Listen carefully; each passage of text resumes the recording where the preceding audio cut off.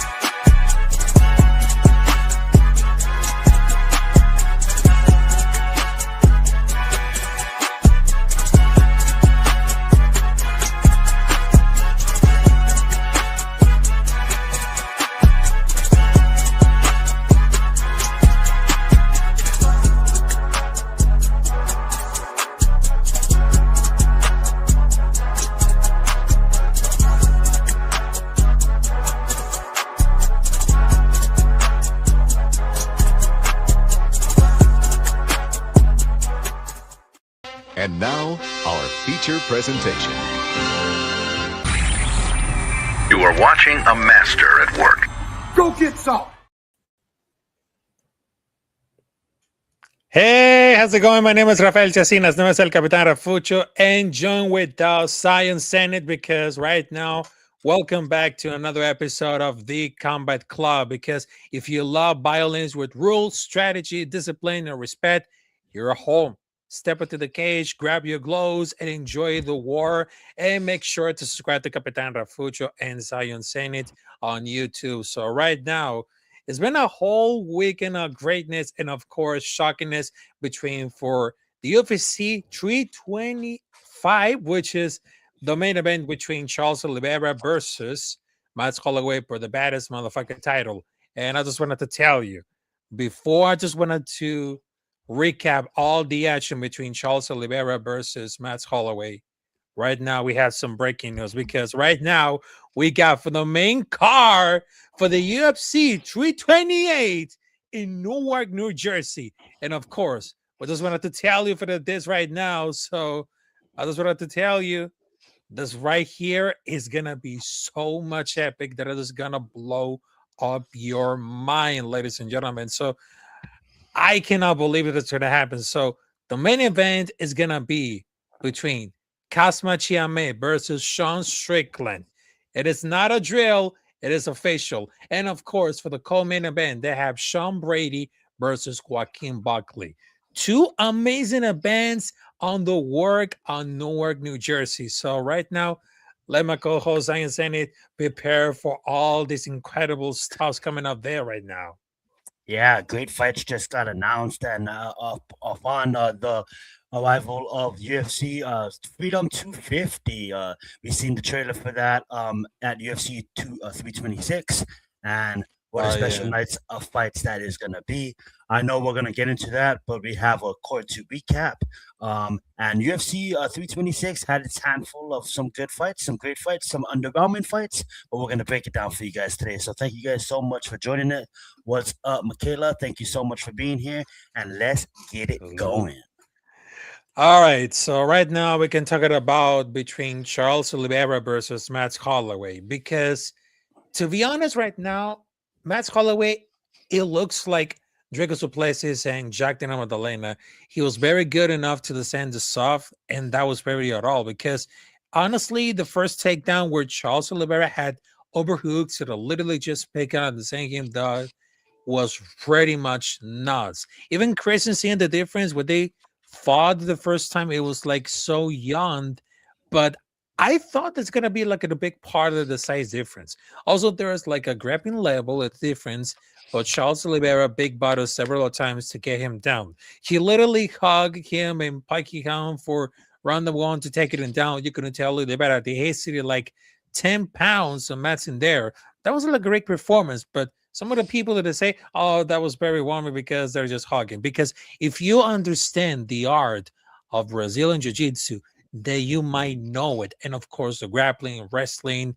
I mean, he definitely did. I mean, Matt and everyone else, what the baddest motherfucker means because no one to translate to all is better. So he probably thought it's going to be like the belt, but it's absolutely insane because the game of Matt Holloway was volume, distance management, attrition, cardio chain, his flow stayed with a mixed bag. Sometimes it's round number one or picks off with the relay rounds. I mean, when Bulk did was playing all the Mets game. They could have been like at a much time without throwing powers into the flow state and slow it down like he did. Yeah, most definitely. As much as I'm a big Max Holloway fan, I absolutely am a diehard. Been following his whole career, seen his first fight in the octagon. I'm gonna watch his last fight in the octagon. And being that he's Polynesian like myself, I absolutely got love for that cat. With that being said, though, I can't knock what Charles Oliveira's him and his team did. Kind of disappointed in Max. Max should have prepared better. He didn't. I don't think he was prepared for the strength that Oliveira was going to deliver. We seen Oliveira go and take down Ilya, and Ilya flipped it and put Oliveira in a crucifix. When it comes to Max, the round one, take him down, can't get up. Round two, take him down, can't get up. Round three, take him down, and so on and so forth. I can't knock Max Oliveira for coming in with a great game plan and executing that game plan. Like, I get it. Fans are mad. This is for the BMF title, but if you're going to blame someone, blame matchmaking. Don't blame Charles Oliveira. Charles Oliveira came in and he did what he's supposed to do, win the fight. He's the after goat. He's chasing the title. He's not going to be in there and try to fight with a striker like Max. Yes, was I yelling at my TV and saying, Oliveira, you be, and all of that kind of stuff? Yes, I was. But at the end of the day, I'm going to respect him. I'm not mad that he won. I absolutely am a big fan of Oliveira. I'm just a bigger Max Holloway fan. And to see what he has scheduled in the upcoming fights, we have Ilya, we have Justin Taporia at the White House. Damn near Charles Oliveira's name is in the mix as well. I know we got Armin Sarukian still going to be there. I know Ilya is probably want to move up eventually and take on Islam. But a number one matchmaking in my mind, if I was a matchmaker, I would book Conor McGregor versus Max Holloway International Fight Weekend. I think that's a perfect Conor to the UFC platform. I think Max Holloway didn't take that much damage in this last fight, and I just think that UFC Fight Week they can main event that that card. And I'm gonna put it. I'm gonna put my I don't know. I don't have anything. I'm not anybody in the sport of MMA, but I'm gonna just put my word on the line, and I'm gonna say my prediction is a hot take that Max Holloway is gonna fight Conor McGregor, as Conor McGregor is welcome back to the UFC type of fight. I would love it. That would be a fun matchup. And yeah, let's move on to that Corio Barala versus the DeVita fight. Oh yes, between Caio Borralho versus Renier de Ridier. I mean, I was just like very impressive at all because it seems like between for like grappling and wrestling, but really right there, he fought in slow motion in contrast to Kaio because he was landing them. Because I believe that he look at the father, just give it not much respect, and he loves to get a pull counter. Hopefully, they're gonna teach somehow they actually do it for one more time. And Kaio handicapping himself, not trying to put his hands up because he was worried about like to take down too much. It's not like a good strategy, but a strike clean is not very important because it was very rough. There was so much flailing around that was like very bizarre. I mean, they're acting like he was a Casma when Calio really didn't have the problems on the ground, and he actually ended up with more control. But it's definitely like at the game plan because he was kind of like a mimic Anderson Silva head movement style, perhaps with leg raise, but it was effective. There was like an advantage hands down if you know your opponent isn't going to be able to punish, which is harder to block strikes that swings the hip visually, converts a ton's energy in the arms, and of course, the takedown defense to sprawl is your underhook. I mean, the timing can do like it when you're slow, but look where he won a championship in his 40s, which is Foreman. You can time well enough, you can counter effortlessly and make engagement less desirable. Yeah, you're absolutely right. And before I begin my take, you wanna read Chad's comment? Oh, yes, it is. All right, Chad. salute to Chad Schrader. What's up, Rafael and Zion? Rafael, congrats on the Connor Haywood signing. I miss him on my Steelers. I gotta tell it about this right now. Between for the free agency, it's absolutely madness. So I'm very glad about it. Absolutely. Free agency has been madness. That's why they call it free agency frenzy. That being said, getting back to MMA, that Bohala versus the Ritter fight, I like the confidence, that cockiness that Carlo bought. Like he knew that the Ritter was not gonna outstrike him. He just had to worry about the takedown, and I'm just gonna drop my hands and I'm just gonna march forward.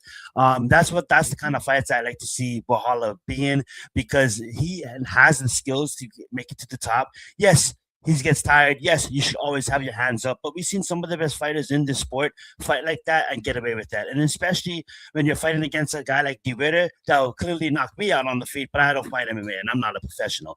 De Ritter can't strike when it comes to MMA. His game is the ground game, and Cole knew that. They all knew that. So that being said, one for the fighting nerds. De Ritter tried to take him down, had a good couple of moments, landed a couple of shots, well, a couple of heavy shots that did count for a bit. But I just like that confidence. So one up for the fighting nerds, and yeah, that was a fun fight to watch. Oh, yes, that was like a fun. And of course, next up, we got Raul Rosas versus Rob Font because I mean, this gonna be like something very interesting between veteran versus rookie. And I mean, it's absolutely insane for me, and of course for us. And I thought it's gonna be like really happening at all, but we've been seeing like the really before. And I had so much props to Raul Rosas Jr. as good as he is a son, young age, but UFC just keep it like federal matchups against guys who can defend a takedown and it just get like it deserves one to enter to the top 15. I mean, Fun doesn't even sprawl. I mean, like the stands coming to the stop for the takedowns is predicted how they were the sword to the conservative sprawl. I mean, Fun could have decided if he wanted to sprawl, that it underhood under the hips was effective. He wanted to scramble back to the feet at all. So that was just like a big no. Because he's pushing 40 and somehow beat Aldo and Cheeto and agree that it was overrated. But I would just like they just need to hold on to the keep Rosas at the same spot they complain. Instead, he keep it on immediately and take down again. But it took 2 entire rounds and 3 minutes for the crowd to start like, yeah, then it goes to booing. But he has a great base, he's a good athlete. He has shown out to the last fuse he cannot do damage or be the serious threat on the ground against who's really decent. Yeah, the mat returns was absolutely ridiculous in this fight. 16 takedowns is absolutely drag and drop, drag and drop, drag and drop. I like Junior, but at the end of the day, want to see him strike more. Want to see him extended fight. Not like he didn't score me a lot of points on DraftKings because he sure did. 144 to be on point. But that being said, though, it was a exciting first round, and then it kind of dragged out. And that being said, I want to see him. Rob Font, don't get me wrong, great fighter. great name to add to your resume. A top veteran in the division, but still. You're gonna now be moving against higher competition that can strike. So it's how is he gonna deal with that? I think he passed this test with flying colors. Like I said, not trying to take anything away from Junior. It's not about the performance; it's just about the win. But at the end of the day, it is entertainment. So people want to see my feet work. Not gonna take anything away from the people that work on the ground. Well, 16 takedowns out of 18. That reminded me of Mawar versus Peter Yan, but that is a number that is significant. 16 takedowns is absolutely amazing. Drew Dober. Let's talk about it. Yeah, between for the Drew Dober, I mean, holy shit! What can I tell you about the Drew Dober, who became so interesting to beat down against Michael Johnson? That was like the biggest upset at all. I mean, he can get away with this. I was just like, he can still win against anyone. And his chin face was almost really hard going for that fight right now, because he looked like it a den, because I just really think that Dover just hit Michael Johnson with on the leg, which immediately caused swelling. But I was just like, man, it was just like the nice to see like the upset, but they just can't stay it alive. That was like a fucking shot. Michael Johnson was like the winning until it wasn't, because his game plan wasn't like very effective. But they were always getting the pace up until he knocked out his opponent. But there's no way that a fighter that could everything went. But I was just like, man, I was just like very impressive, because the game plan that he used, Michael Johnson, really doesn't work it at all. I mean, he was very devastated when he came back to the sands, but he always looked at the field great. I mean, with the understanding how much the people hate Dauber, I mean, I know that's very talented, but man, that was like a great upset. Yeah, absolutely. Nice performance from Drew. I mean, like, you come in, both of these fighters veterans, both of these fighters' resumes speaks volumes. Both of these fighters has multitude of knockouts on their resumes. That being said, to put on a name like Michael Johnson, I get it. He's kind of, I wouldn't even say washed, but he's kind of an old head that a lot of us kind of forget about, but when he fights, he reminds us why he's still in the sport and why he still signs with the UFC. And for Drew Dober to go in there, losing at times, but still get that knockout, still get that punch clean, right on the chin. Absolutely love seeing it. Gregory, though, I think that one was even wilder. You know what I'm saying? To come in on the main card, to open up the main card that way, especially on CBS. They had a couple of fights before that, but with Gregory Rodriguez, I wasn't expecting him to do that, and he did that. So I'm gonna just pass the mic over to you. Great performance by him, and against a game opponent as well. Yep. That was a great performance, because to be honest, right now, I mean, Bruno is just like sneaky quick, and it has some good shifting punches that made Gregory Rodriguez, which is the Robocop, just stand over here and try to parry shots without moving the head or feet. So Bruno just feinted at that one shot and threw another, and Robocop completely brought it. And he really hurt. I mean, people that was rooting against Robocop because of the pretty late shot, but this could have maybe like they would have stopped it of the fight at that point. But he perfectly timed it. I mean, Ferreira thought that Gregory Rodriguez, which is Robocop, was keep circling to the left. He shifts stands for the southpaw to try to catch Albert the way out. But instead of circling allowed, he decided to plant his feet and blast Ferreira right to the foot landing. He wasn't ready at all. But I was just like, man, this is getting really started at all. I mean, that power is just like really crazy on this first punch. That was really insane. I mean, he's still very good. And a lot of Latin Americans, which is including from Brazil, they know about for the career to get better matchups. I mean, it's gonna be really brutal. But why did it throw many punches with a one punch to trick? I mean, that's really insane. I mean, I know that Bruno Ferreira was stunned and stopped it. The referee was stopping it before with a helpless fighter. You had to love to see that. Absolutely. And like I said, great performance by Gregory. That 250 got announced. You want to talk about it?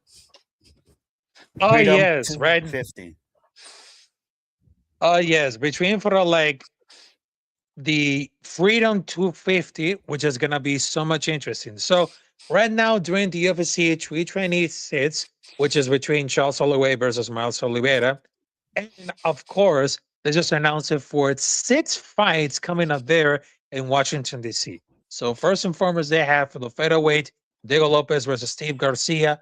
On middleweight, Bo Nicole versus Cal DeCose. On lightweight, Mauricio Ruffi versus Michael Chandler. On bantamweight, Sean O'Malley versus Ayman Sahabi. So there is no Michael Chandler versus Conor McGregor. Sorry. And of course, it's very interesting to see Alex Pereira versus Cyril Gain for the interim heavyweight championship. So there's no Tom Aspinall in here. And of course, for the lightweight championship, they have interim versus current champion, which is Yellow Topuria versus Justin Gage. That was You pretty know, insane. It's gonna be. yeah, you know what I'm hearing, and you know what has been rumored, what the videos I've been watching, and on X. Uh-huh. It was supposed to be main courted John Jones. John Jones was supposed to be the last fighter to walk at Freedom 250, the best fighter that the world has ever seen from America. It was supposed to be John Jones versus Pierre. Pierre was going to move up and try to go for that 3-time. And then the main event, the co-main event, should have been Topuria versus Gaethje.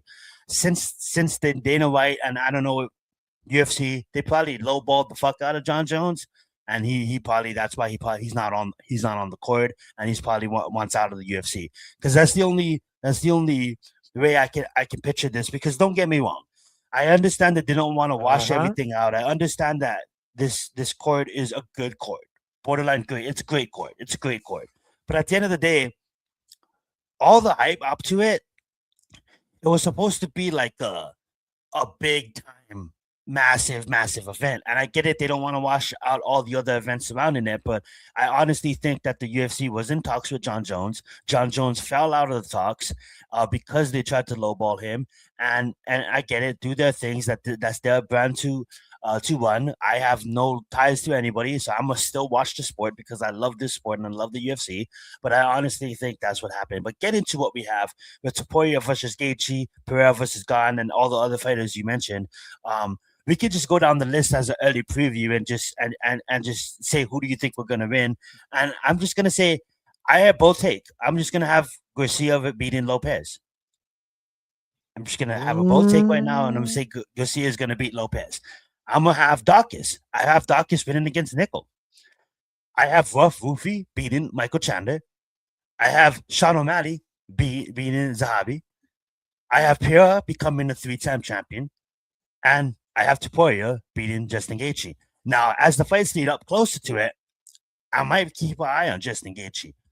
I might keep an eye on Zahabi. But at the end of the day, what I feel right now, I just think Topuria is at a whole different level, and I'm happy that he gets his moment to highlight it, and I'm happy that he fights the highlight in Justin Gaethje, America's own. You know what I'm saying? Like what I did there. Go right ahead, Raphael. I want to hear your fast picks. Who do you got? Run it down.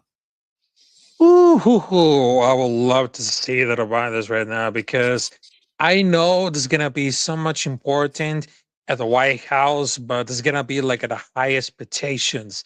But I think it's gonna be like some infinity coming up there.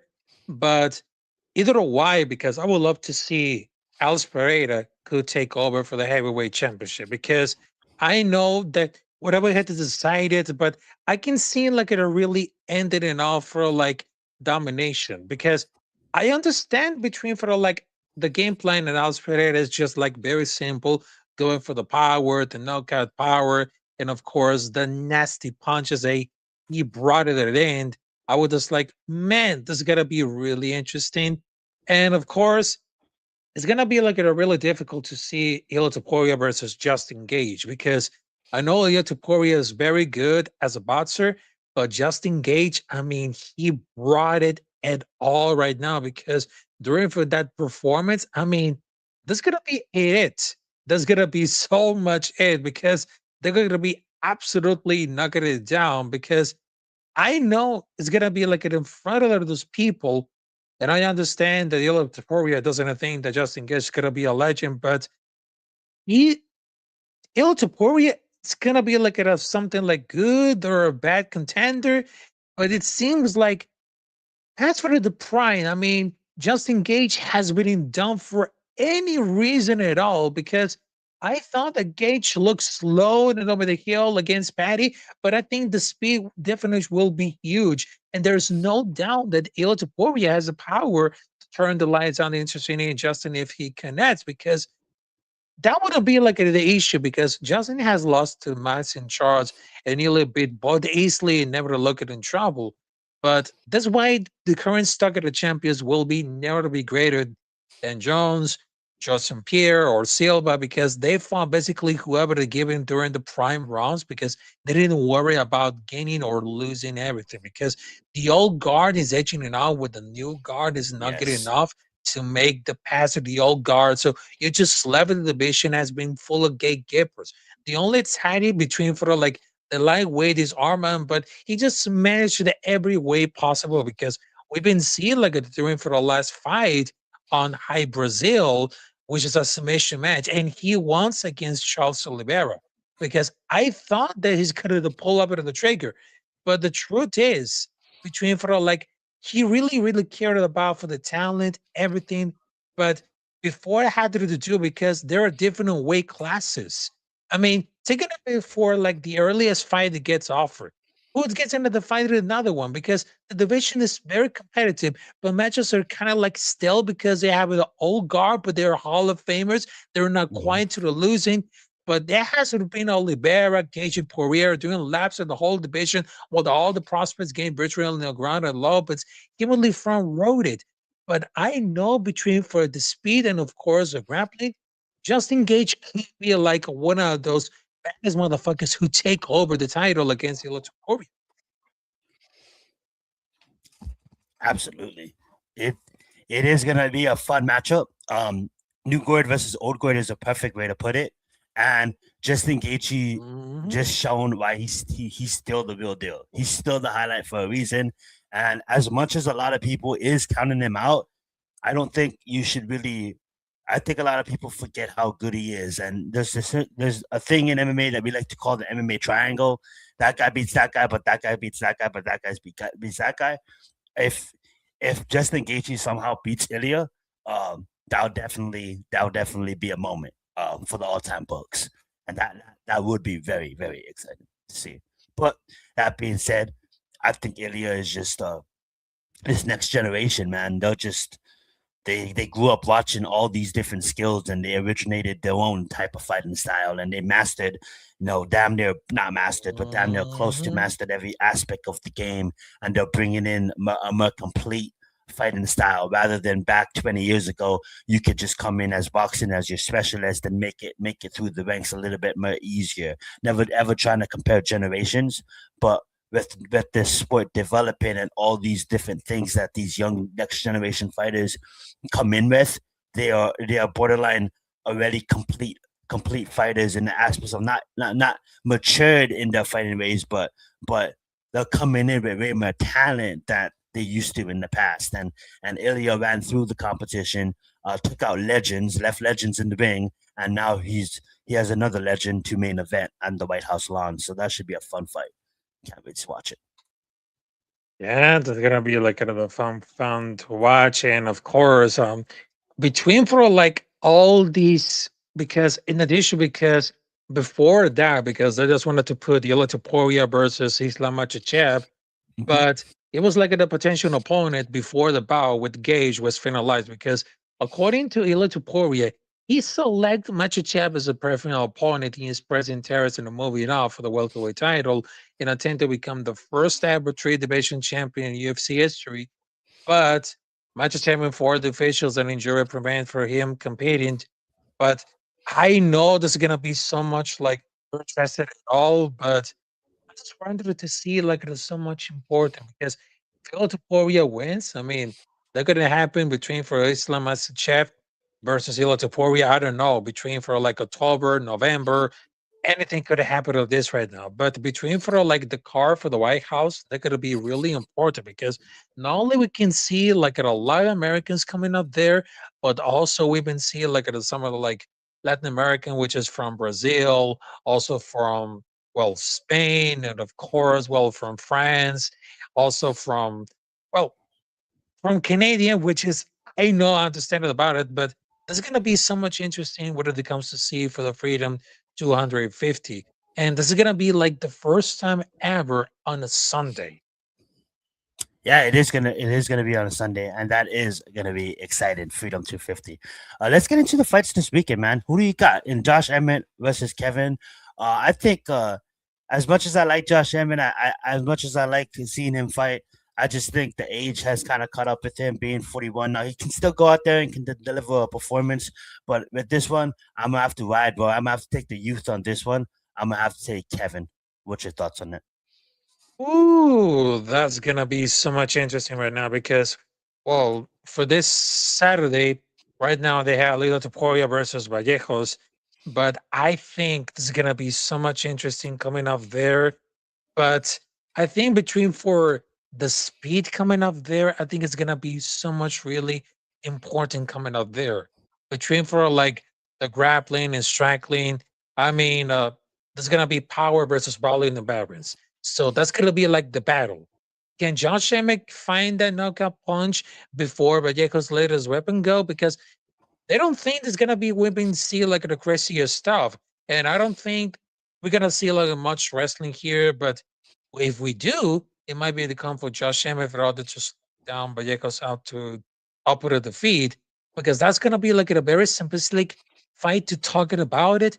Like if you can close your eyes and envision how did it go that way did it go, because they've been seeing a lot of things before. Because it reminds me of like 3 years ago between the Yellow Taporia versus Josh Emmett, but it's not that really bad because Vallecas is a few behind Taporia in every degree, because I understand what happens coming up there. But between for like Emmett, he's 41 years old. He's cutting down for 1 4 sets again because this is not gonna championship fight. It is gonna have to fight in front of the quite 10 people, later the production staff. And I know this been on the UFC for a long time. He fought for the best of the best in that division, and that's what lost to them. Now, this taken for a younger fight who has only 3 fights in UFC, but it's like a favorite. They're trying to make it sensitive because Vallecos is likely to win this fight, but it seems like a tiny respectful because Emmett, it's not about fighter. He has a fantastic right overhand steal, and Vallecos is coming up for a fantastic knockout over Shigatse, and I guess why he's in the main event. Vallecos is a fantastic striker, but is only good for as long as the opponent remains covered it up and not fighting back. It is coming to fight back, and the intrigue is because Vallecos doesn't have a lot of confidence in himself. But I hope he doesn't come very too cocky because I know there's gonna be like it in this one. Because in fact, I sure there's gonna be the theater because I give it to Ahmed, the veteran, the benefit of the down here. But we even see time and time again a next generation fighter to fall veteran because I know this gonna be like a top tier talent the other generation. So give me Josh Emmett, round number 3 knockout.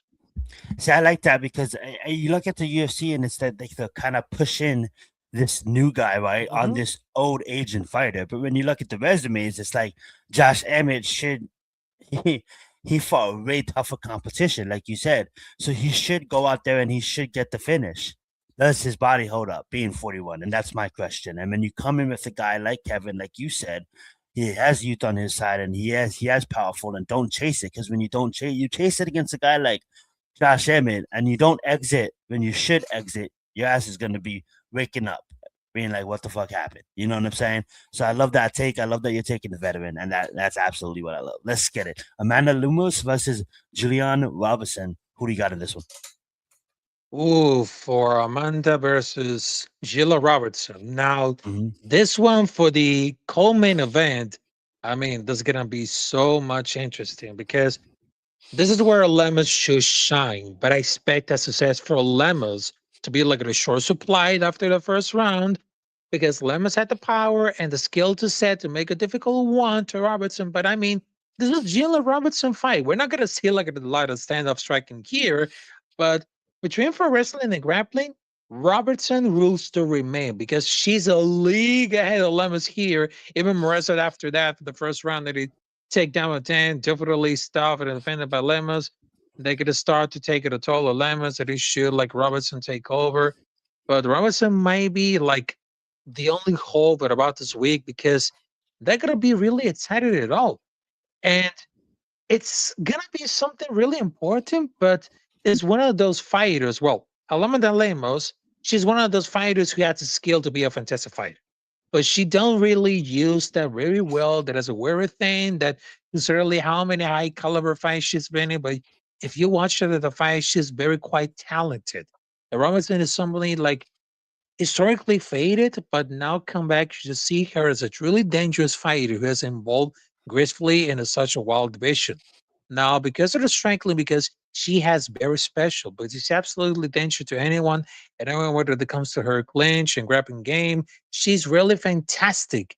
And I got Jillian Robertson because I had so much favor between for the submission game because if she's going to be really right to get on the ground, uses her suffocating pressure, activity on the ground to find opportunities for a submission or a ground and pound finish. Either way, she needs to get to the fight to the ground. And she probably not as good as dangerous as she was because Jalen Robinson is simply to write about the discount. What you expect is typically what you get. She might get in the face of the resistance in the first round. Rest assured, the second round starts, there's a huge chance to take the solid opponent. So give me Jalen Robinson's submission round number 1.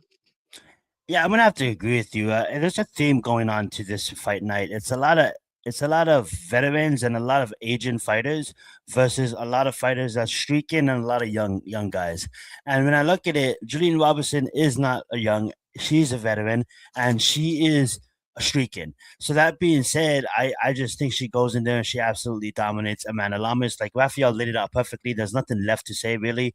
I just kind of feel like Julian Robinson, she has been stepping up. Every time we've seen her, she has been fighting better. She has been putting all her tools in use, and I think do it to take her down, put together a ground game that you know you can do, and submit this girl and get her out of here fast. I agree. Yep, exactly what it is. All right, so I know it's gonna be like a really important to see how much what did they go for the fight right now, but right now I just wanted to tell you thank you guys for joining at this episode of the Combat Club. Right now we're getting back for another episode for the next week, and of course we're breaking it down all those fights coming up there for the weekend. And of course, I just wanted to tell you thank you guys for joining.